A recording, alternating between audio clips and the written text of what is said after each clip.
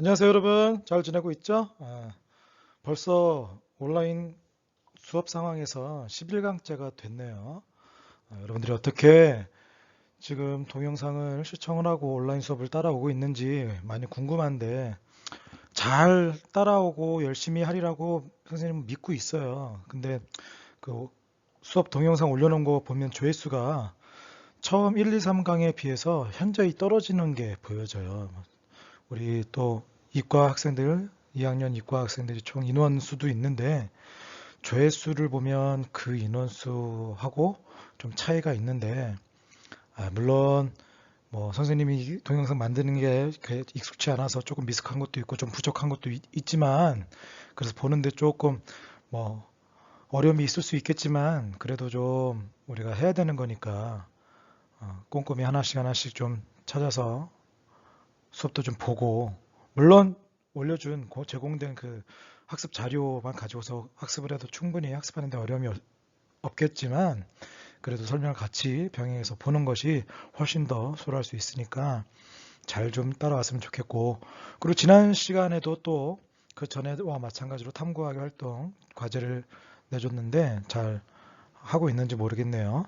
예, 바로 이어서 그 지난 시간에 해야 되는 그 탐구 활동은 출석 체크 따로 했어야 되는 것이고 그리고 보고서는 기한 안에 따로 제공된 여러분들에게 제시된 그 공지 글에다가 올려주시면 됩니다. 그렇게 해서 그런 과제를 내는 것도 여러분들이 일방적으로 선생님이 그냥 설명해 주는 것보다도 자료도 조사해보고 그 내용에 대해서 좀 스스로도 학습하고 이해하는 것들이 좀 필요하고 또 그렇게 해보면 훨씬 더 이해가 이렇게 높을 수 있기 때문에 좋을 수 있기 때문에 여러분들에게 과제로 제시한 거니까 그렇게 이해해주고 따라왔으면 좋겠습니다.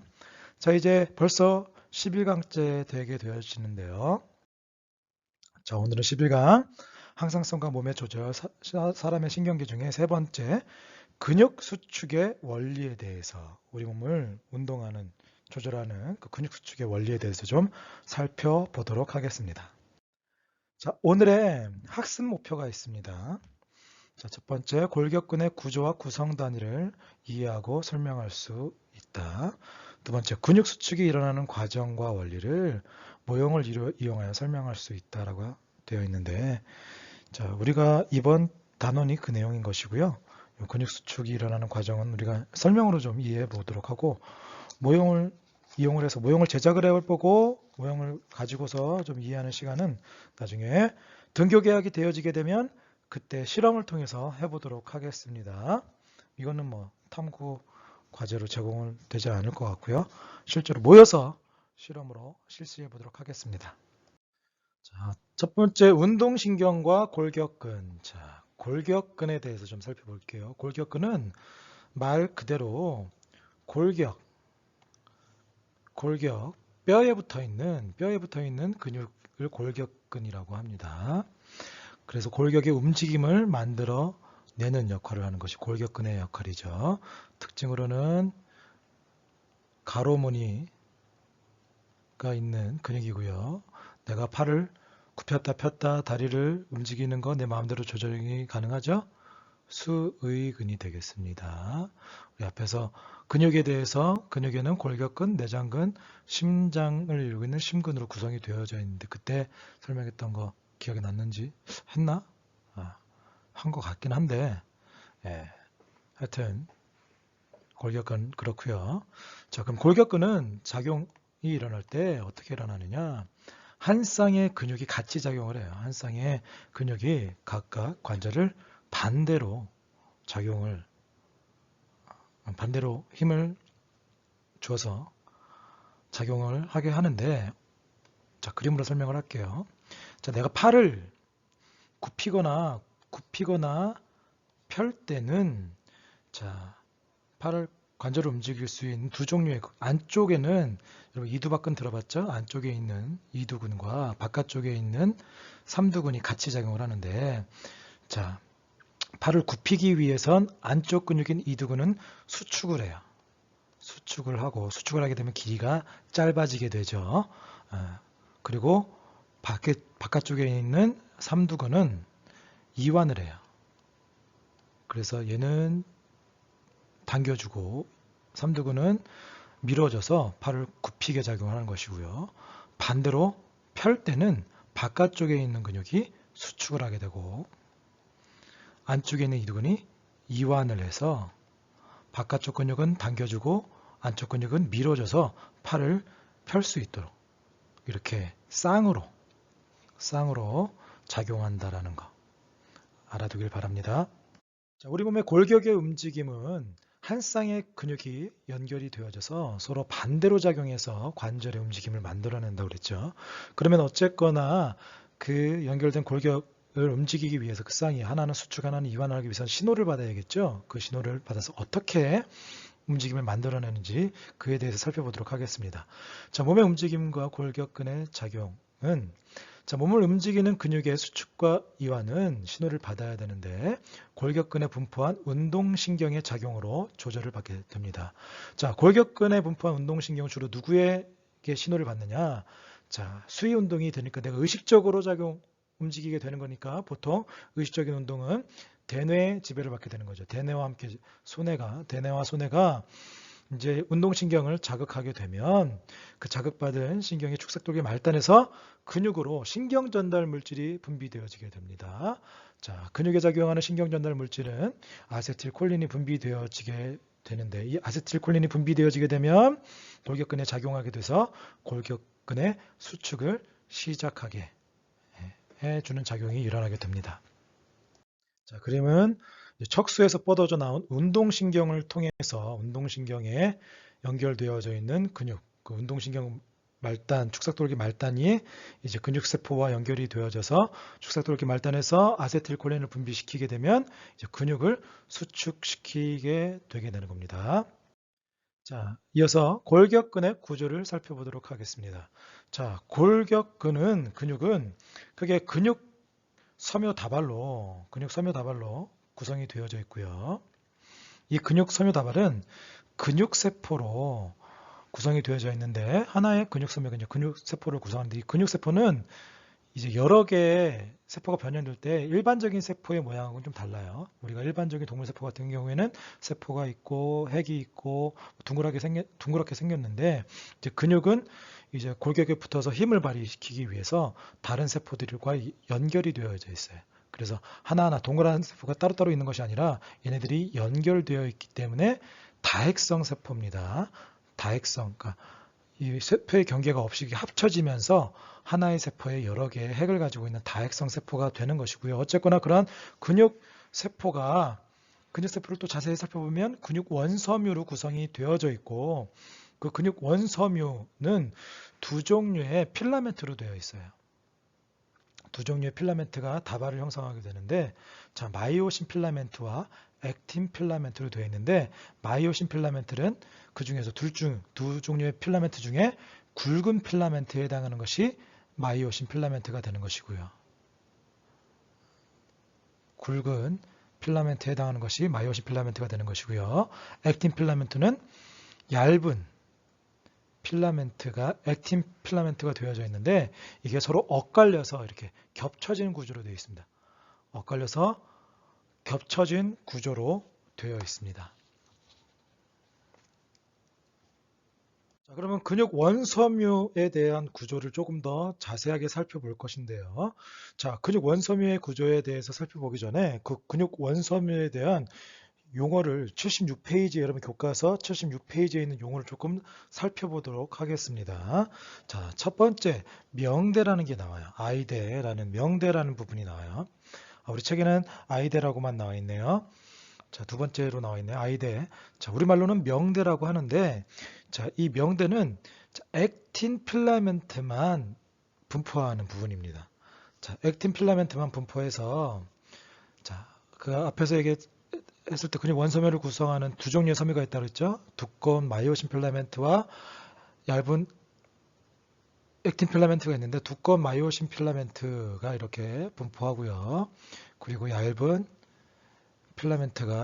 액틴 필라멘트가 이렇게 있다 보니까 자, 두꺼운 것이 겹겹이 얇은 것이 겹겹이 있다 보면 어떤 게 분포하는 것이 더 밝게 보일까요? 그렇죠. 얇은 필라멘트 액틴이 있는 곳이 밝게 보이겠죠. 근데 그 중에서도 제일 밝게 보이는 부분이 액틴만 있는 부분, 이제 그림 보면서 이어서 설명하겠는데요. 액틴만 있는 부분이 명대가 되게 되는 것이고요. 자, 두 번째 암대는 A대, A대에 해당하는 거. 자, 암대는 우리 책에는 뭐 빛이 불규칙하게 반사되는 영어 뜻에서 유래했다라고 하는데, 자, 마이오신 필라멘트가 있는 부분. 마이오신 필라멘트가 있는 전체 부분이라고 생각하면 돼요. 그래서 왜 불규칙하냐? 둘 다 있으면 더 어둡고 마이오신만 있으면 조금 밝아지기 때문에 그런 차이가 있어서 불규칙하게 나타나서 A대라고 표현을 했고요. 자, 그래서 어둡게 보이는 부분이 암대가 되는 것이고요. 그 중에 이제 H대라는 게 있어요. H대는 암대 중에서 약간 밝게 보이는 부분이 있는데 왜 그러느냐? 마이오신 필라멘트만 있는 부분이기 때문에 조금 더 밝은 상태가 되는 것이고요. 자, 마지막으로 Z선은 명대 중앙에 수직으로 나타나는 선으로서 Z선을 기준으로 해서 근육의 마디를 구분을 하게 됩니다. 자, 그림 보면서 설명을 다시 할게요. 자, 근육 원섬유의 구조를 좀 살펴보면, 자, 지금 얘기했던 것처럼, 앞에서 얘기했던 것처럼 굵은 필라멘트인 액틴 필라멘트가 이렇게 분포하고요. 얇은 필라멘트인 마이오신 필라멘트가 이렇게 분포하는데, 자, 반대로 얘기했네요. 굵은 필라멘트인 마이오신 필라멘트가 있고, 그리고 얇은 필라멘트인 액틴 필라멘트가 이렇게 있는데, 자, 요 선, 수직으로, 근육 원섬유를 구성하는 이 수직으로 구성하는 요 선이 Z선이 되고, 다음 Z선이 이렇게 있을 때, 하나의 Z선과 하나의 Z선이 하나의 근육을 구성하는 근육의 마디가 되어지는 거예요. 마디. 그래서 한자로는 근절이라고 표현하기도 합니다. 그래서 요게 하나의 근육을 구성하는 기본 단위가 되어지게 되는 것이고, 자, 이 중에 요 I대가 액틴 필라멘트만 있는 부분이어서 가장 밝게 보이는 명대가 되는 것이고요. A대는 마이오신 전체 분포, 그래서 조금 더 어둡기도 하고 좀 얇은 부분이 있는, 그래서 불규칙한 밝기를 보이긴 하지만 전체적으로 어둡게 보인다고 해서 우리말로는 암대라고 표현하기도 하고요.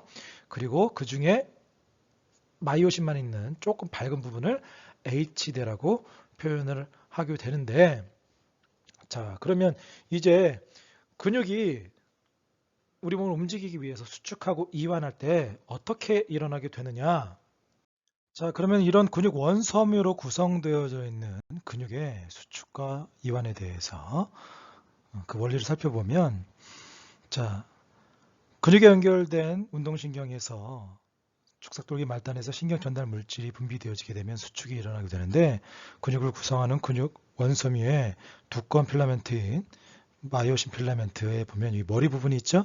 이 머리 부분들이 이제 그 신경 전달 물질이 분비되어지게 되면 그 신경 전달 물질의 작용으로 ATP를 사용하며 에너지원인 ATP를 사용하면서 이 머리가 액틴 필라멘트에 이렇게 달라붙게 돼요.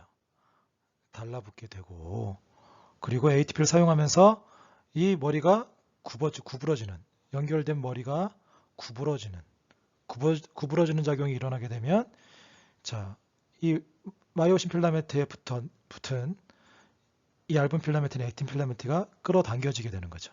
왜냐? 마이오신 필라멘트는 굵기 때문에 무게가 무겁겠죠? 그리고 액틴 필라멘트가 얇으니까 이게 연결이 되어서 서로 당기게 되면 가벼운 게 끌려갈 수밖에 없어요. 그래서 액틴 필라멘트가 마이오신 필라멘트 사이로 이렇게 미끄러져 들어가면서 슬라이딩해 들어가면서 이제 액틴 필라멘트와 마이오신 필라멘트가 이렇게 겹쳐져 있는 이 부분이 이제 변화가 생기겠죠. 그래서 미끄러져 들어가게 되면 겹친 부분이 늘어나게 되고 또 빠져나게 되면 줄어들면서 이제 수축과 이완의 변화가 일어나게 되는데, 이제 근육의 수축과 이완은 앞에서 얘기했던 것처럼 이제 액틴 필라멘트가 마이오신 필라멘트 사이로 미끄러져 들어가면서 겹친 부분의 변화가 일어나게 됩니다. 이 겹친 부분은 별도로 용어를 따로 쓰지는 않아요. 그냥 겹침이라고 하는데, 이 겹쳐진 부분의 변화가 일어나게 되면 겹쳐진 부분의 변화만큼 안 겹쳐져 있는 부분도 같이 변하겠죠. 이 변화가 일어난 만큼 안 겹친 변화도 일어나게 되는데 겹쳐진 만큼 안 겹쳐지게 되고 안 겹쳐질 만큼 겹쳐지게 되는 것이니까 그 변화가 일어나는 것은 서로 맞물리는 거니까 그 값은 동일하게 변화가 일어날 거란 말이에요. 그러면 안 겹친 부분은 명칭이 따로 있었죠. 안 겹쳤다는 얘기는 근육 원소멸을 구성하는 액틴 필라멘트와 마이오신 필라멘트 중에 액틴 필라멘트만 있는 부분을 뭐라고 했죠? 아이데라고 했죠. 그리고 마이오신 필라멘트만 있는 부분을 H대라고 했죠. 그래서 안 겹친 부분인 I대와 H대의 변화도 겹친 부분의 변화가 일어난 만큼 I대나 H대의 변화도 동일하게 일어나는데 그 값이 서로 동일하게 같은 만큼, 같은 크기만큼 일어나게 되기 때문에 전체적인 근육의 길이, 근절의 길이가 변화가 일어나게 되는 거예요. 왜냐? 자, 겹치는 부분이 만약에 겹치는 부분이 줄어들게 되면 안 겹치는 부분인 I대는 늘어나게 되고 반대니까 H대도 같이 늘어나겠죠. 근데 그 값이 상쇄되어지게 되면 겹치는 부분이 줄어든 만큼 I대 안 겹친 부분이 늘어나게 되니까 이 값이 같으니까 얘가 없어지겠죠? 그러면 H대가 변한 안 겹친 부분이 늘어난 만큼 전체적인 길이는 늘어나게 되는 거예요. 반대로 수축은 겹치는 부분이 미끄러져 들어가게 되니까 겹치는 부분이 늘어나겠죠? 그리고 안 겹치는 부분은 그럼 줄어들겠죠? 마찬가지로 H대도 줄어들겠죠? 이 값이 서로 같으니까 늘어난 만큼 줄어난 만큼 상쇄되어지고 나머지 요만큼만 전체적인 길이가 줄어들게 돼서 전체적인 길이가 짧아지는. 그래서 근육이 이완할 때는 겹치는 부분이 줄어들고 안 겹치는 부분인 I대와 H대가 늘어나는 만큼 요 I 또는 H대만큼 전체적인 길이가 늘어나게 되는 것이고, 그래서 길이가 길어지는 이완이 일어나게 되는 것이고, 수축 시에는 겹치는 부분이 늘어나면서 안 겹치는 부분이 줄어드는 만큼 상쇄되어지고 전체적인 길이가 줄어드는 변화가 일어나게 됩니다. 그래서 요 그림은 나중에 이제 문제 풀이할 때 문제로 제시되는 경우가 많이 있으니까 문제 풀이하면서 좀 설명을 하겠는데, 보통 자료가 제시될 때 이제 어떻게 제시가 되어지냐면 이렇게 중간에 있는 M선이라는 것도 있어가지고요. 이렇게 주어질 때 여기가 Z선이죠. Z선과 Z선 거리 이제 근절의 길이가 이렇게 나오는데, 값들은 보통 요만큼 이렇게 주어지면 여기는 I대, 밝은 부분인 I대 중에 전체 I대 중에 절반만 나타나게 되네. 지금 근절 중에 반에 해당하는 부분, 절반에 해당하는 부분, 겹치는 부분도 이 부분이 있고 이 부분이 있을 수 있는데 그 중에 절반만. 그리고 요 H대만 이렇게 주어지는 경우가 많이 있어요. 그래서 이거는 나중에 문제 살펴보면서 자료 해석할 때 좀 주의해서 봐야 되는 것은 그때 가서 좀 설명하도록 하겠고요. 어쨌거나 이런 식으로 겹치는 부분과 안 겹치는 부분의 변화로 인해서 근육의 수축과 이완하게 되어지는데, 근육의 길이 변화, 근절의 길이 변화는 요 I대 안 겹치는 부분인 I대하고 H대 이게 중요하게 언급이 되어지는데, 요 길이만큼 비례해서 같이 길이가 변한다라고 여러분들이 이해하면 좋을 것 같습니다. 그러면 근육이 수축할 때 에너지가 필요하다고 그랬죠. 근육이 수축할 때 에너지원으로는 생명체가 사용하는 에너지는 보통 생명체가 생명활동을 유지하기 위해서 필요한 에너지가 ATP가 쓰인다고 했어요. 그래서 근육 수축에서도 ATP가 당연히 쓰이게 됩니다. 그래서 세포호흡을 통해서 발생한 이 ATP를 근수축에 쓰는데 어떻게 ATP를 ADP와 인산으로, 세포호흡을 통해서 ADP와 인산을 붙여서 ATP를 만들었죠. 그렇게 해서 만들어진 이 ATP를 다시 분해하면서 나오는 에너지 가지고서 근수축에 쓰이게 돼요.